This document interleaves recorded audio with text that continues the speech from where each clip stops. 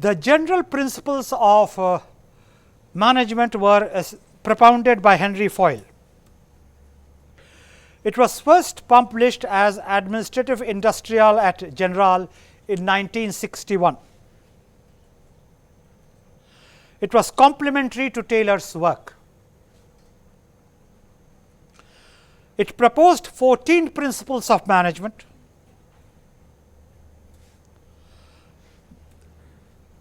Division of work, authority and responsibility, discipline, unity of command, unity of direction, subordination of individual interest to general interest, remuneration of personnel, centralization, scalar chain,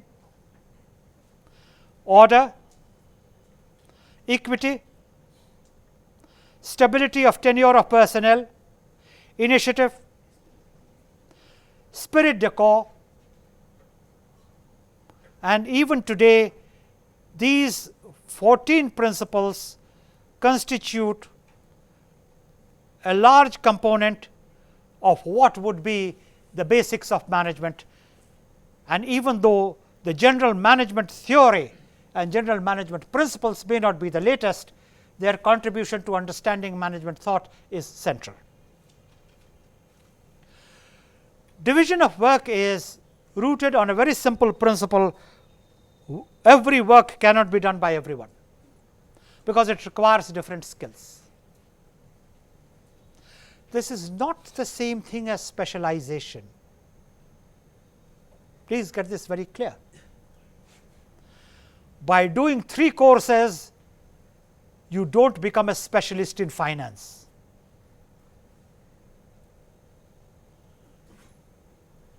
You have just done 3 more courses, period.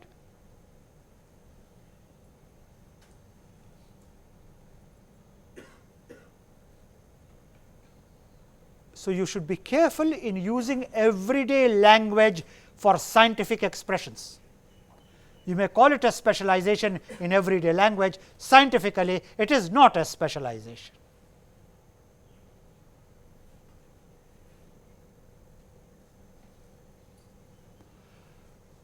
But it does recognize that in an organization, if you are to work together, you will need different types of skills for different types of tasks, and therefore different types of training. Therefore, it is the principle of general management.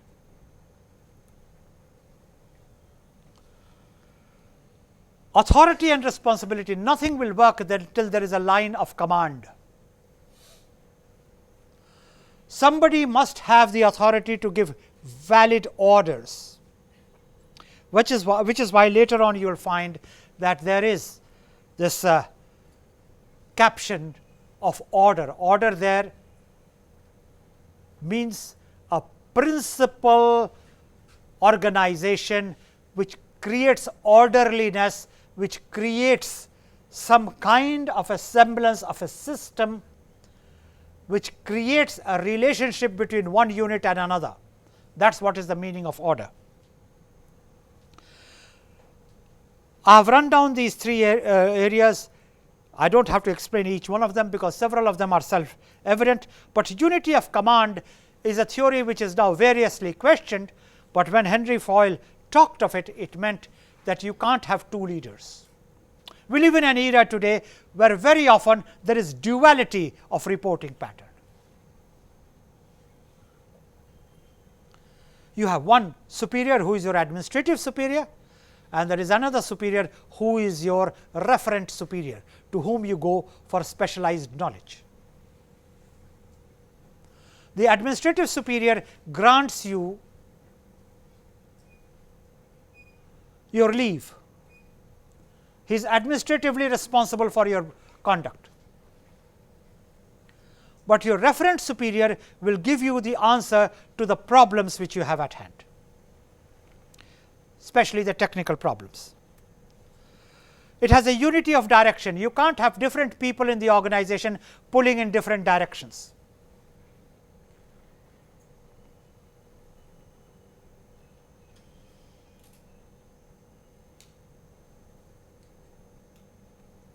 Subordination of individuals' interest to general interest. This is a very common principle of organization management. The collective interest is always larger than the individual interest. That is the principle. The collective interest being what is for the common good. Now, this again goes back to the social contractualist theory. Remember, Rousseau talked of general will. General will meaning what is the collective will of a people, and what leads a group is the general will. General will need not be, as I have already explained to you elsewhere, an additive function. Or in the Indian ethos, this is known as samashti, loka kalyana, janahita, or what was coined as a slogan, bahujan hitaya, bahujan sukhaya. What is to the common good? Utilitarians talked of it. Harold Lasky talked of the greatest good of the greatest number, whatever that slogan means. It is one of those grand slogans which owes its success as much to its ambiguity and confusion as to its good use of words. What is the greatest good of its greatest number? It cannot be analyzed, but the slogan worked. It immortalized Harold Lasky. Again, that person is great whom everyone calls great. You do not have to establish your greatness by a count. You may be a great person by count, nobody believes you are great. A reinforcement of what I call the general will theory, or what can be called the general interest. Who is a scholar? Whom everyone says is a scholar. Has anyone conducted an examination?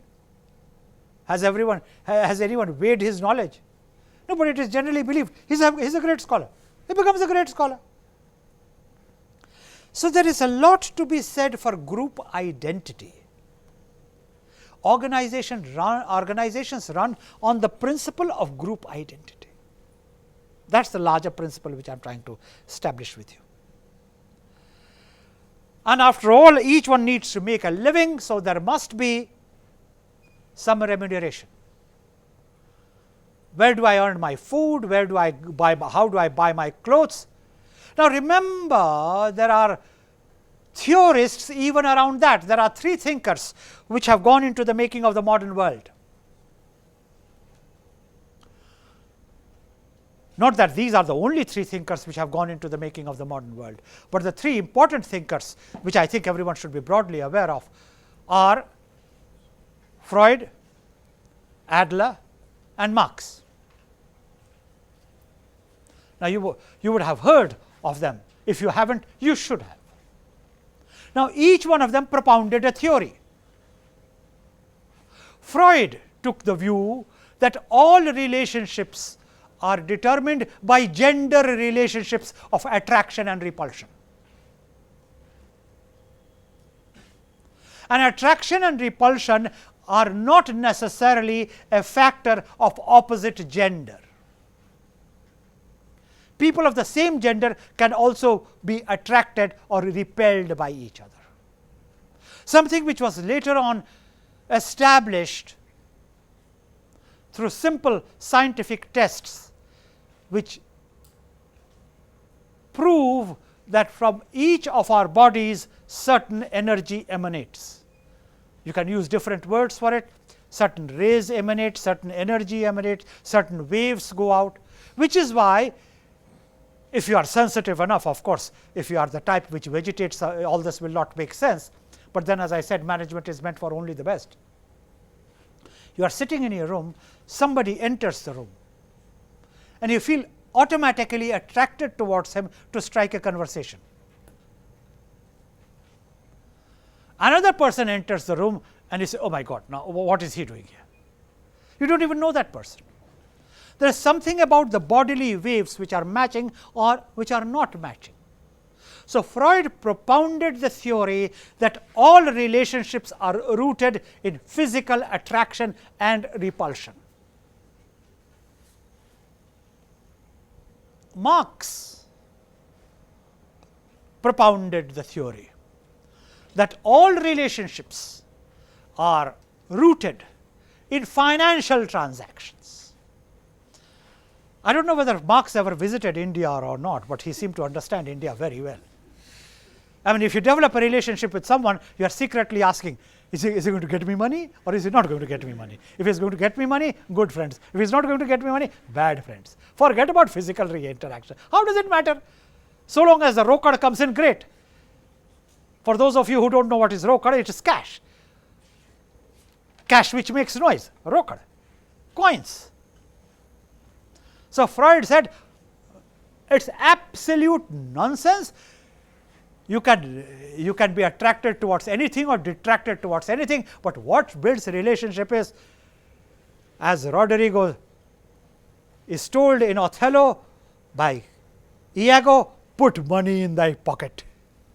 You want this woman to love you, put money in thy pocket. Now, if you haven't read Othello, of course, you would have a clue of what I am talking about, but then as I said, I don't talk to innocents. Now, I can't tell you what is the story of Othello. Then I will be telling you Shakespeare. Then you would be wanting to know, is Shakespeare in the Indian Parliament or is he outside the Indian Parliament? How do I talk to innocents abroad? Marx said, money determines all relationships. Whom will you marry? The girl which will get you the money. Which boy will you marry? Who has the best salary. For the rest, good luck, they are all the same anyhow. How does it matter? Now, if the caricature doesn't work, your life experience will tell you. And I am not saying this, Marx is saying this. And Marx became very famous. And then there was Mr. Adler. Mr. Adler said, forget money, forget gender relationship, all this is utter nonsense, the powerful works. Clearly, Adler had read Tulsidas, because Tulsidas says in Ramcharitmanas, Samarath ke nahi dos gosai. If you are powerful, then you can't commit any wrong. Of course, Tulsidas is taking a pot shot at it. And he says that's the law of the world. The powerful will get away with anything. It is the weak who will be punished. In fact, I was reading a columnist the other day and he made a brilliant suggestion. We should pass a law that if your financial worth is more than 1000 crores, you will get automatic bill. Because anyone who is worth more than 1000 crores seems to be getting bill. Now, this is not my opinion. But the point that I am trying to prove is the booties go to the powerful. So said Adler. So, if you are powerful, the rest falls. They will come and give you your degree at home. Admission, job, bungalow, promotion, even a private jet. Now, who wants to be attracted or detracted? Once you have a private jet, then the beautiful man or the woman would enter that jet anyhow. So, get power. So said Adler. Now, none of them were friends to me. None of them visited me at my home. I don't know, and quite frankly, it is not my job to know. My job is to tell you these are the three key theories of relationships. Remember, we are, as it were, in the purv of theories. Like everything else, each theory has a kernel of truth. Sorry, not C-O-L-E-N-E-L, but K-E-R-N-E-L. Because even your spelling must be as good as you are. You won't know the difference between one kernel and another. But here I am not to teach you spelling either. By kernel, I mean essence of truth. All these three things determine the way human relationships go. Power, money, gender, and at the end of it, all of them work in unison or work in exclusion. I don't know. When you are talking of general theories of management, then when you talk of remuneration of the personnel, what you are saying is you must remunerate the person for his efforts, otherwise what shall he eat? That is the principle. I have recommended to anyone who is studying management or who is interested in management to have extensive reading. Not that I think many people would seriously follow what I am saying, but you can't be a good practitioner of management without wide reading habits. And I don't have the time to get into that kind of a discussion here, but let me tell you, if you want to understand the basic driving forces of human nature, read the immortal writing of Bertolt Brecht, The Good Woman of St. Juan. You will understand a lot about human nature which you would have never understood through all your experiments in life or even attending classes. Literature is a great source of learning of management if you know how to interpret it. Then they talk of centralization, they talk of the scalar chain, they talk of order, equity. Equity, very popular word these days. In fact, it is like Om Namah Swaha. Don't ever deliver a speech in India without talking of the word equity. Whatever you say must lead to equity. And so long as you are propagating equity, you are on the right side. Slogans become fashionable. There was a time in this country when socialism was very fashionable, about 20 years ago. Now, socialism has become a dirty word. So, like fashion models, like Miss Indias, like political figures, each one has its day. Words also have their day. So, the current reigning queen is equity. Everything is equity. It should be financial equity, it should be social equity, it should be political equity. I talk of class equity.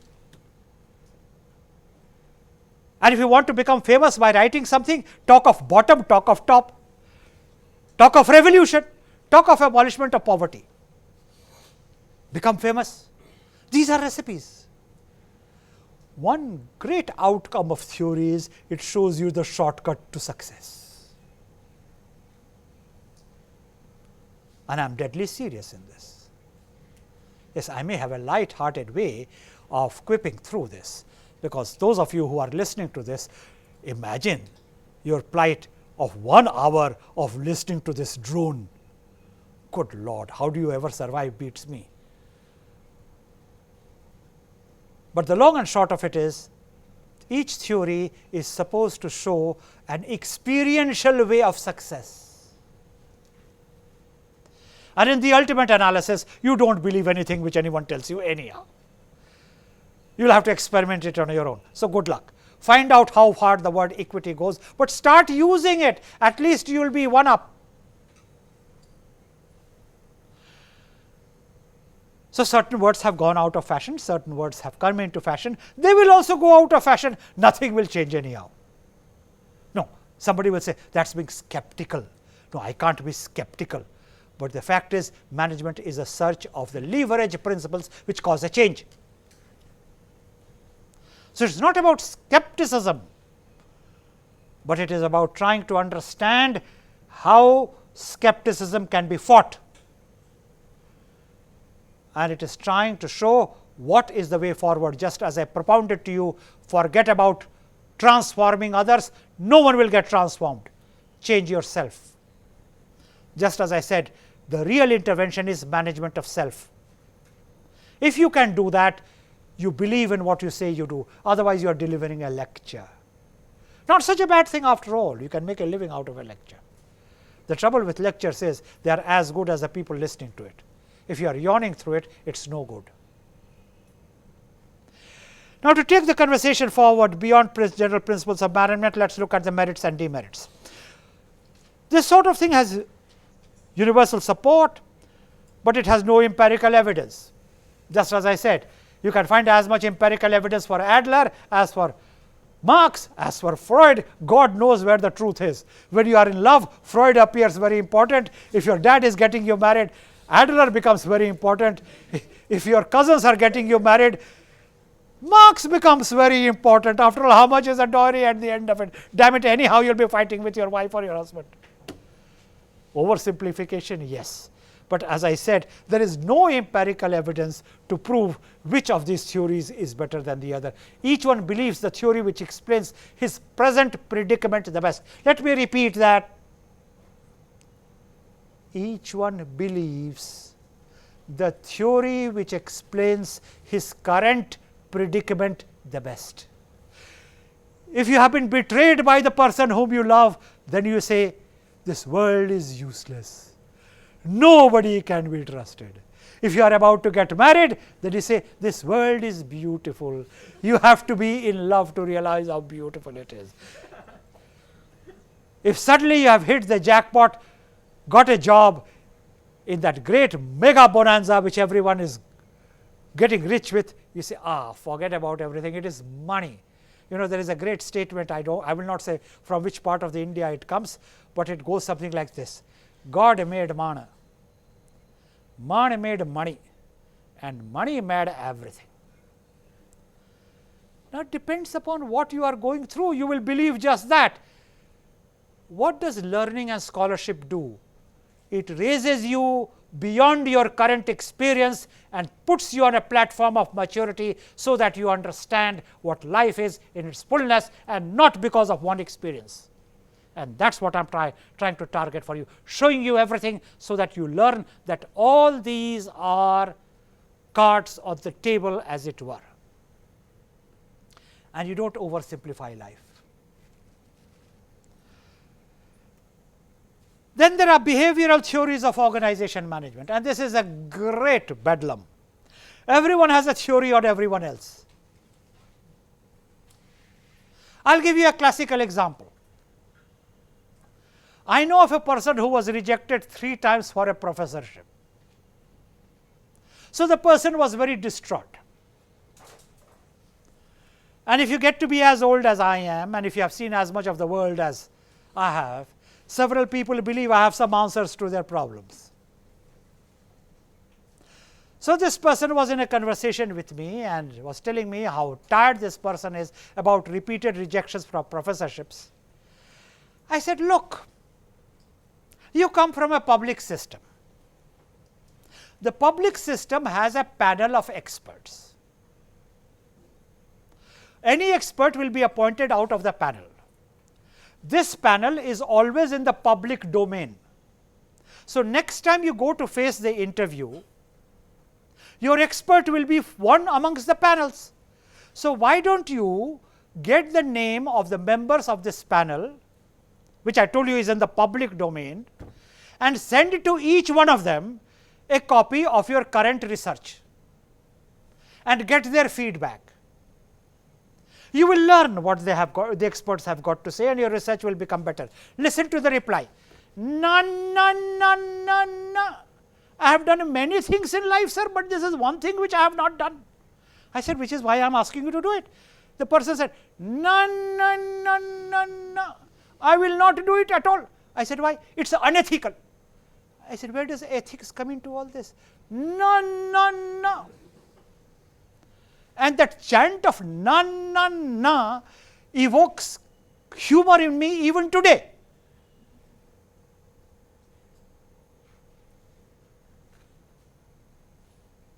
Let me give you the breakup of the components. Your experts will come from a panel. The list of the experts is in the public domain, nothing secret about it. You have been rejected a number of times. You want to make the grade. How does it hurt if you send a paper that you have written to all of them for their comments so that you can learn where you go wrong? What is unethical about it?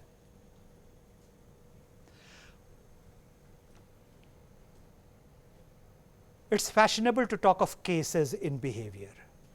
I cited to you a case which says very simply, at the end of it, it is the individual idiosyncrasies of the person which becomes a theory. It has nothing to do with research. I will not tell you further details about this person, because I am not manufacturing or conjuring up this story.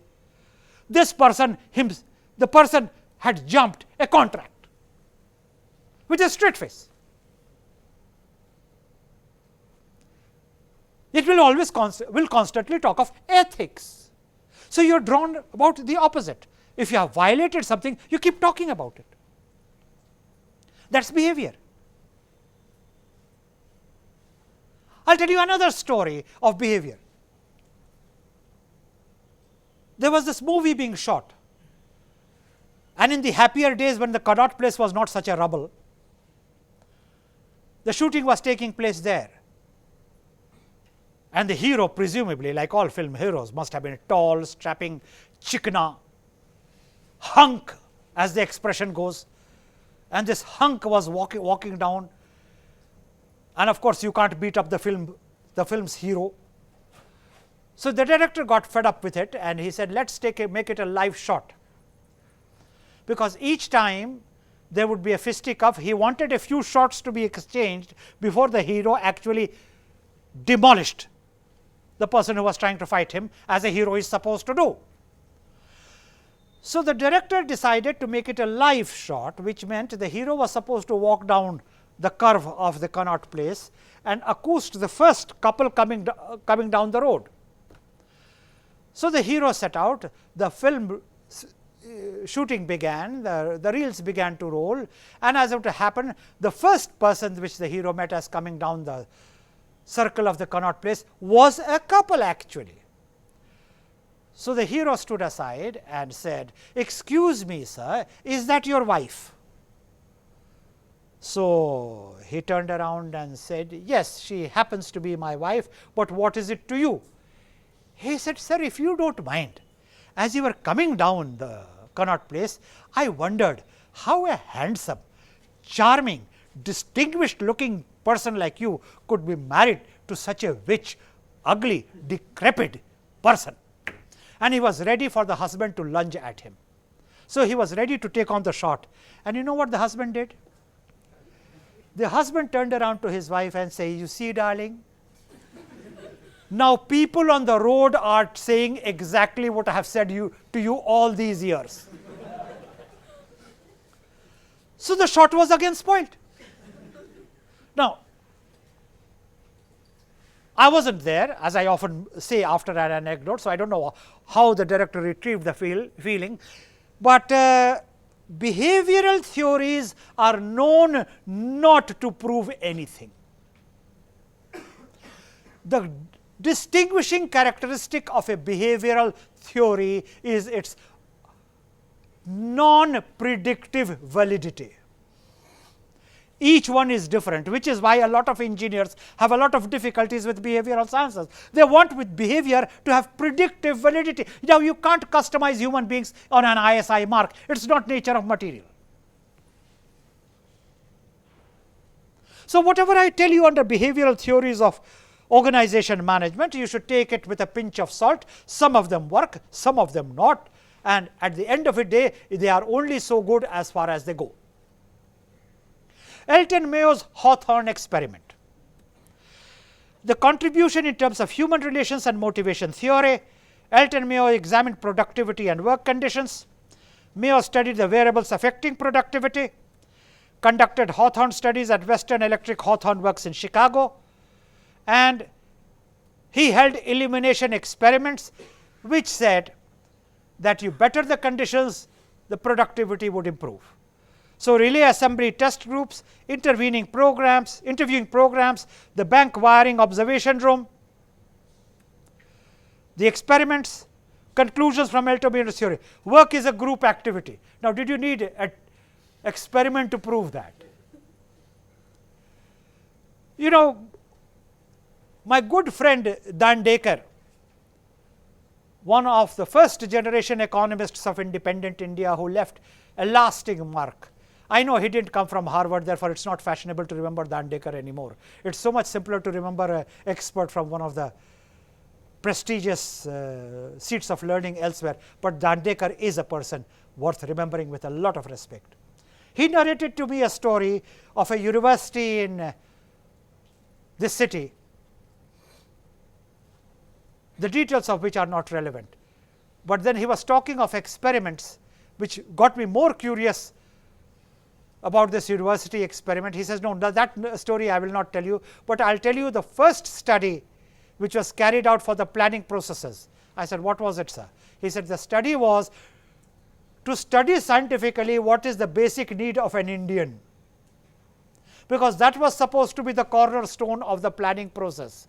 And you know what they came up after 2 years of study, after crores of rupees had been spent on analyzing the basic needs of an Indian? Anybody to guess here? Absolutely. They discovered after 2 years of work with investment of over crores of rupees, several crores, the basic need of an Indian was clean drinking water and nutritious food. And then Dekker laughed and he laughed and he laughed and he turned around to me and said, tell me, do you need research to prove that? I said, sir, that is the scientific method. He said, one day you will find your way to the planning commission. I would like to believe he was joking. But the truth is, do you have to prove that work is a group activity? But Elton, Mayo is celebrated. Nobody talks of Manoj Kumar, but in every organizational behavior class, you will be told there is a hierarchy of needs according to Maslow. Now, of course, it is more fashionable to quote Maslow than to quote Manoj Kumar when they say the same thing. Maslow talks of a hierarchy of needs.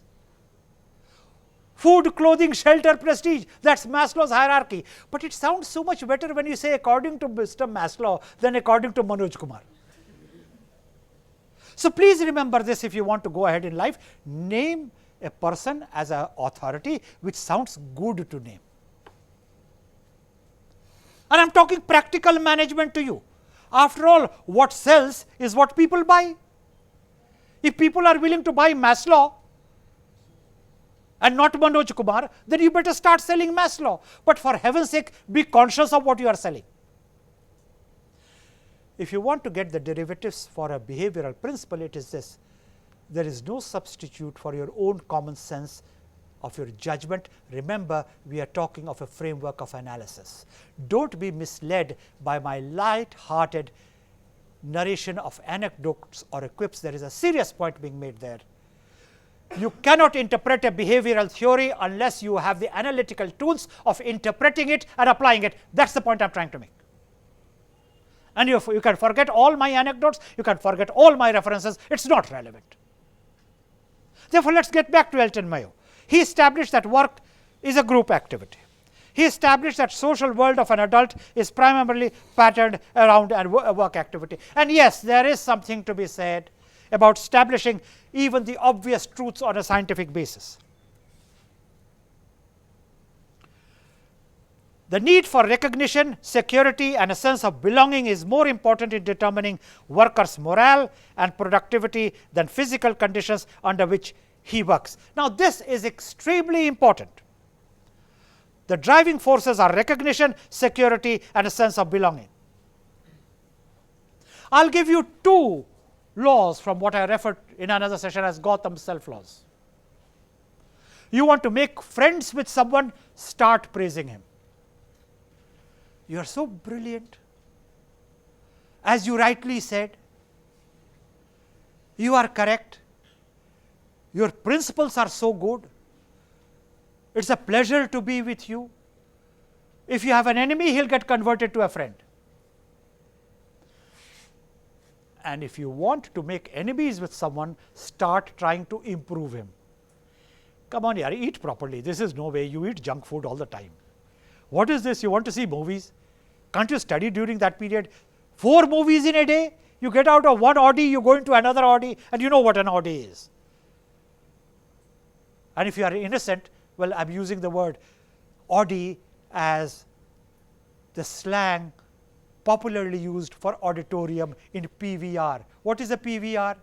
At least this audience won't know that. What is a PVR? You see, the general knowledge is so good there. So, you go from one Audi to another Audi, tell him, don't do that. You say, what is this? Can't you attend classes regularly and go to the classes prepared? What is this? What kind of dresses do you wear? It doesn't even look decent. Even if he is your best friend, he will turn an enemy. And these two principles do not have even a 10% exception. agreement is the biggest bond, correction is the biggest repellent. That is a behavioral science theory. Guaranteed success. If you want to break up with someone and if you want to make friends with someone. The important thing to realize is people are driven more by emotions than any other dimension. You keep saying nice things and you deny them the material advantages, even if you are offering them your life yourself with material advantages, but you are wanting them to improve, you will make enemies. It is a very simple law of life, and Elton Mayo recognized that. Therefore, the contribution of Elton Mayo is significant. Elton Mayo is to be taken seriously, and that is the relevance of behavioral theories. Informal groups within the work plants exercise strong social control over the work habits and attitudes of individual workers, a very important principle. The change from one established society in the home to an adaptive society at work plant resulting from the use of new techniques tends continually to disrupt the social organization of the work plant and the industry generally.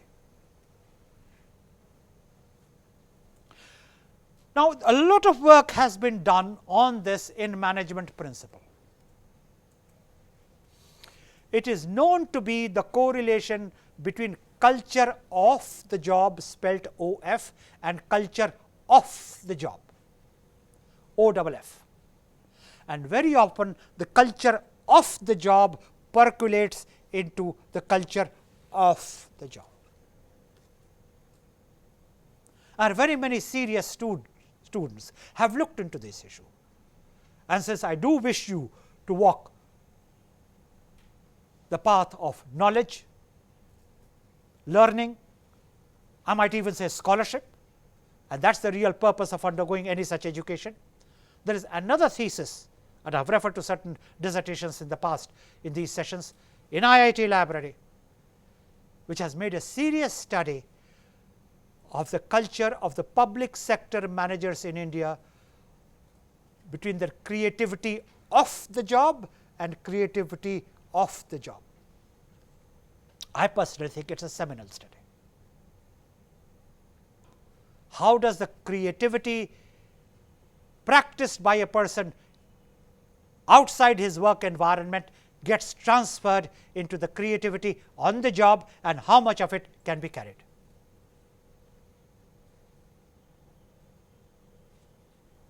It is important to recognize that research is an important enabling situation of any learning, and all research need not be abstract.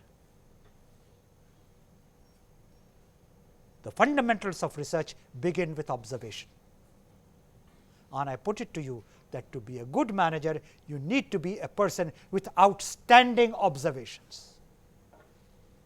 And my emphasis on the word observation is perhaps as important as my emphasis on the word outstanding.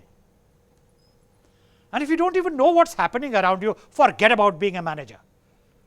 World will not come to an end if you are not a manager.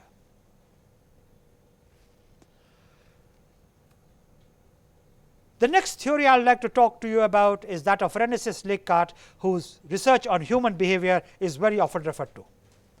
Rensis Likert talked of the industrial situation. We do not have the time to get into now, but a very important outcome of the theory and the researches of Rensis Likert was creating systems within organizations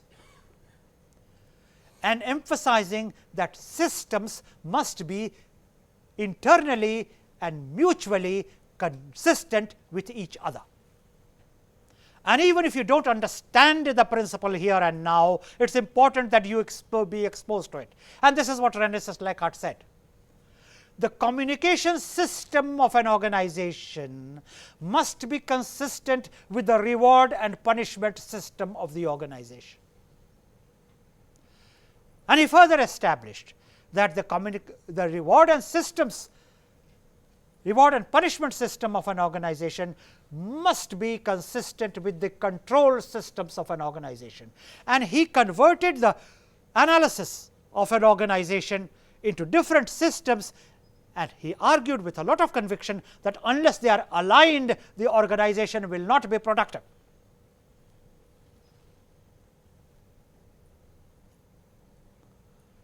And I want you to be conscious that of the fact that whereas there are limitations of behavioral theories, there is a certain seminality of behavioral theories which is essential for the making of any practitioner of management.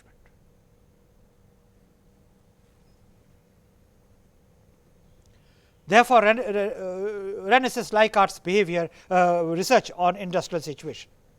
He contends the form of an organization that will make the greatest use of human capacity is highly effective group works linked together in an overlapping pattern by other similar work groups. I have just explained that to you.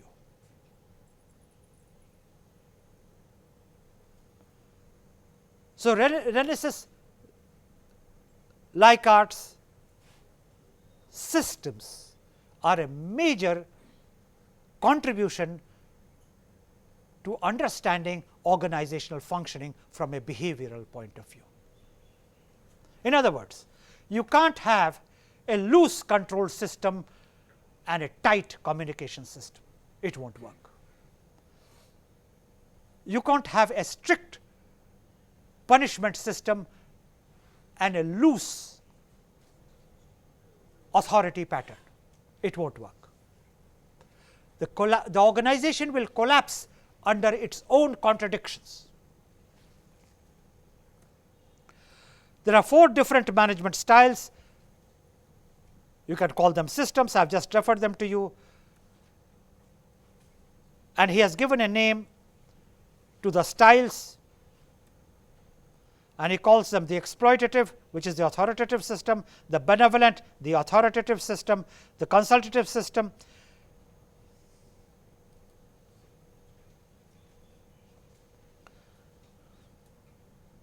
and the participative group system. The Rensis Likert's effective management talked of modern principles of motivation.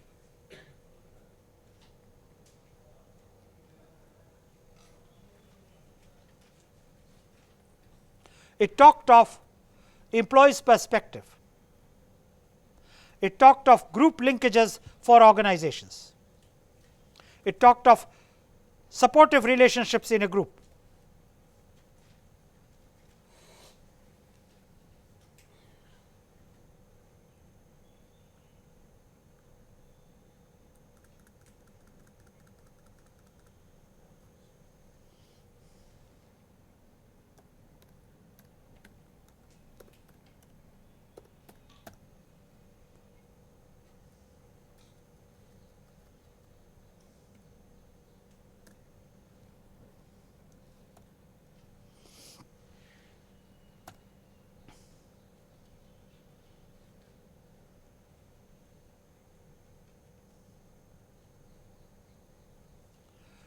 If you put it all together, you get an understanding of how Rensis Likert can be used for understanding the different systems of management to pick what will work and to pick what will not work.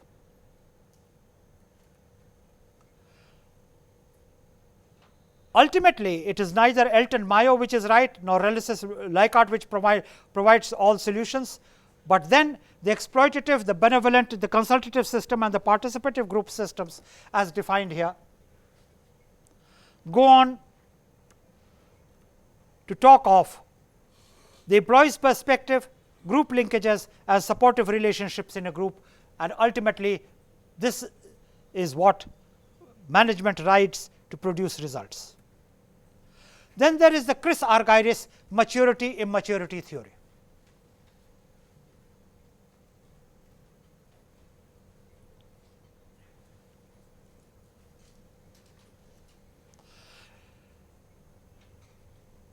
It establishes that descriptive and multidimensional developmental processes operate in any organization.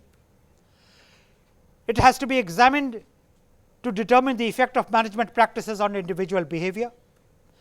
And it has been noticed that there are 7 basic changes in mature people, and then I will go to explain this to you.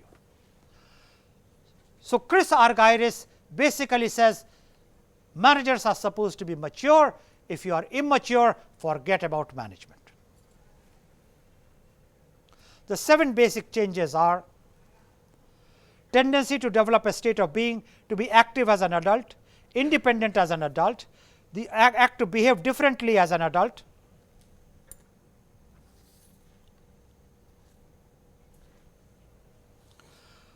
be able to develop a long run perspective, able to have control over oneself, able to move to superior positions. And this is the continuum he talks about.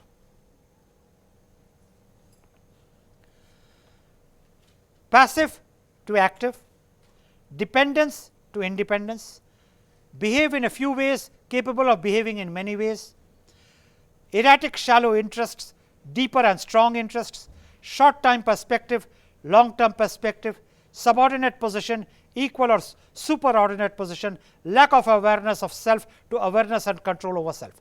He says the objective is to move from being an immature person to being a mature person.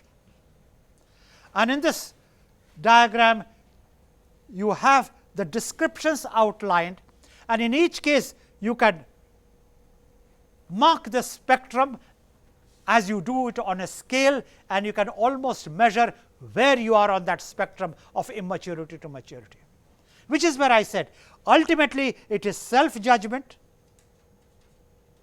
it is self management, and investment in yourself that matters. You are obliging no one by taking care of your intellectual growth. You are doing nobody else a good turn by investing in your own self. Because the world will belong to you in whatever limited manner it can by a whole set of indicators which several behavioral scientists have been talking about, and of which maturity is a very important principle. I hope you will be able to see the range of being from being passive to active. You do not sit there being a helpless object of events taking place around you. You become an active player. And there are a lot of poems and sayings on how you can determine your own future. Obviously, maturity requires recognizing the broad band in which you can and the broad band in which you can't. But the broad band available for intervention is so large that it can prove your making and unmaking, and that is what you have to understand as a manager.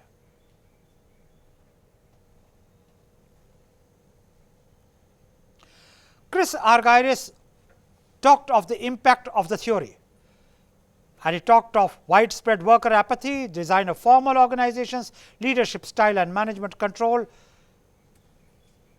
And out of this, Chris Argyris imparted to organization management a scientific basis which endures till today. Now, by any means, people like Elton, Mayo, or people like Chris Argyris, or all the others which I have named as I have gone through several schools of thought and organization theories, are not an exhaustive list. And before I am through with this topic and this treatment of organization theories and schools of thought which provide a framework for organizational analysis, I want you to know of some of the other names. And each one of them has made his contribution in a limited way. One is Vroom. Vroom has talked of the expectancy theory. After all, life is a set of expectations, like many other things. You expect things out of life. When does a relationship turn sour? be it with your parents, be it with your cousins, be it with your brother, be it with your sister, be it with your girlfriend, boyfriend, teacher, bus driver, whoever, when the other person does not meet your expectations. So, the truth is all relationships are a network of expectations. And when you respond to somebody's expectations, you are great. And when you do not respond to somebody's expectations, you are not great. The trouble, however, is that your expectations may not be very mature. I am tempted to tell you another anecdote, which perhaps those of you who do not have work experience may not be able to relate to. But remember, I maintain that management is best understood by those people who have a work experience. There was this little bird flying south during winter to get to better climate. As it happened, it got caught in a blizzard and it was snowing. The little bird collapsed under the weight of the snow and got buried and lay there for a full day. It happened to be a huge farmland and there was no way anybody would come and dig it out while shoveling the snow. But as chance had it, a bull passed that way and it dropped something where the bird lay. And because of the warmth of that dropping, the snow began to melt and the bird began to feel very good. So, it started to chirp, and as it chirped, there was a wolf passing that way. It gobbled up the little bird. What is the moral of the story? All disasters are not necessarily endless. All those who shit on you do not necessarily mean you bad, and all those who take advantage of you do not necessarily give you life. If you remember the story, you will remember Vroom's expectancy theory. I know it is very normal to have expectancy, but it is disastrous to be only expectancy driven. Long after you have forgotten anything to do with organization theory and schools of thought as a framework of analysis of organization management, these anecdotes will come back to you, and who knows, some of these theories will linger with you. I do not want to discuss Vroom's expectancy theory beyond this, but I have an obligation to list the basic components. It is an alternative to the content theory.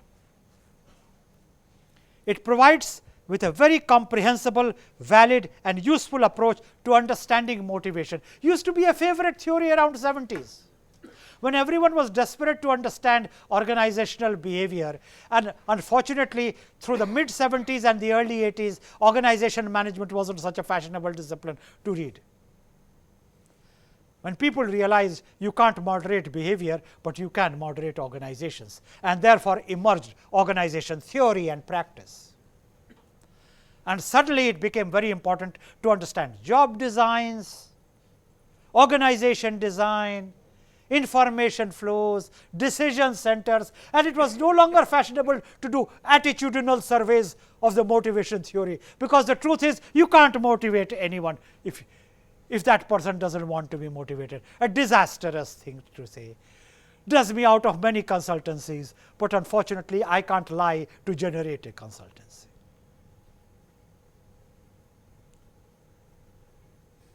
To motivate someone, the person whom you want to motivate must be willing to be motivated, and that can't be ensured. There are limits to what you can do to motivate anyone. However, Vroom's expectancy theory provided you a framework for understanding motivation, and I need to place it on the table. I have an obligation to explain it to you. It assumes that behavior results from the conscious choices amongst alternative whose purpose is to maximize pleasure and minimize pain.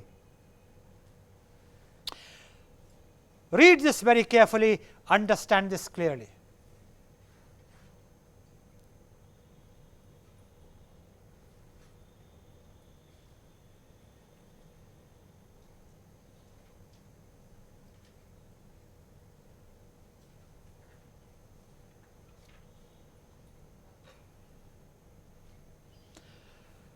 Behavior results from the conscious choices among alternatives whose purpose is to maximize pleasure and minimize pain.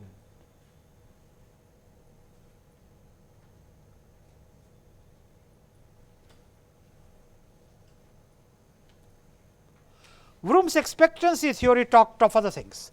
Individuals have different set of goals and can be motivated if they believe in positive correlation between the efforts and performance. He is right, provided you are talking of his goals. His goal may not be to study at all. He is going to inherit an empire. Why must he study? He will earn enough money to hire the best trained advisors. No reason for him to study. Alas, he does not realize even to select from advice, he must be literate enough to know which advice will work and which advice will not. However, this is not understood by people who do not have the right motivation, which leads to a very commonplace statement: you can lead a horse to water, you can't make it drink. Favorable performance will result in a desired award. Reward will satisfy an important need. This is a great motivation. A reward will satisfy an important need.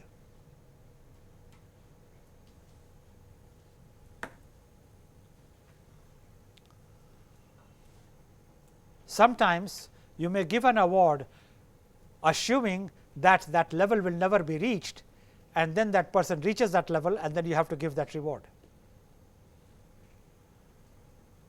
As many of you would be knowing, I have 2 children who did reasonably well in their lives. Their anecdotes are not relevant, but to the second one I said, if you top in the university, I will take you to Singapore, and she actually did top.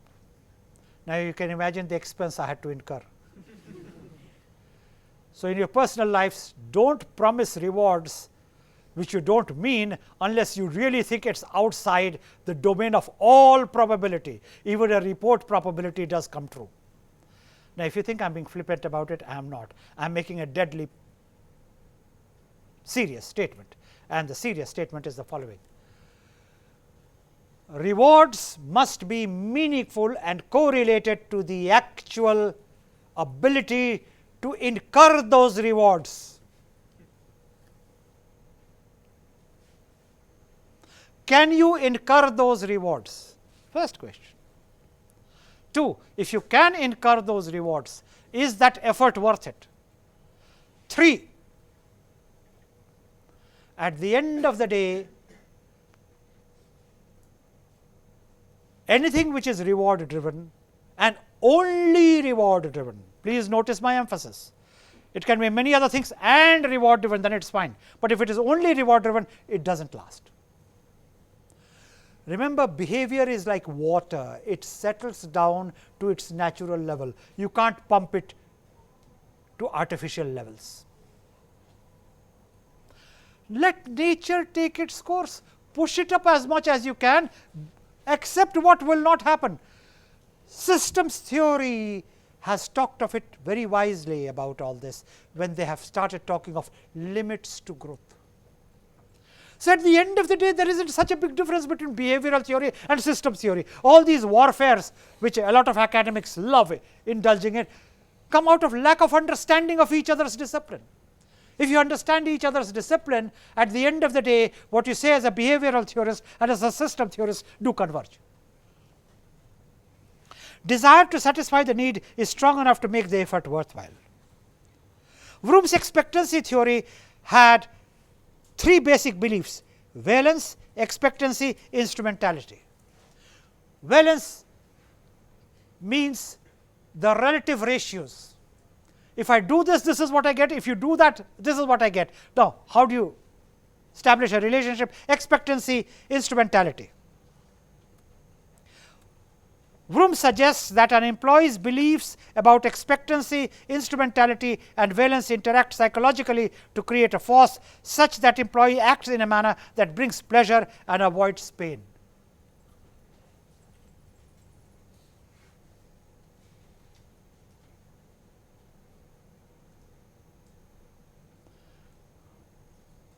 While I am talking of all this, and I was talking of Marx, and I was talking of maturity, and I was talking of Chris Argyris,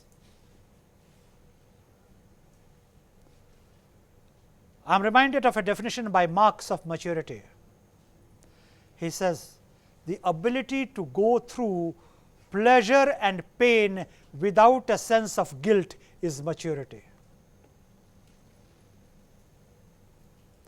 It is a brilliant statement. You may or may not agree with it. The ability to go through pleasure and pain without a sense of guilt is maturity. Just as you are enjoying a 7-course dinner, somebody walks up to you and says, do you know the number of people who are starving outside? I should not be thinking.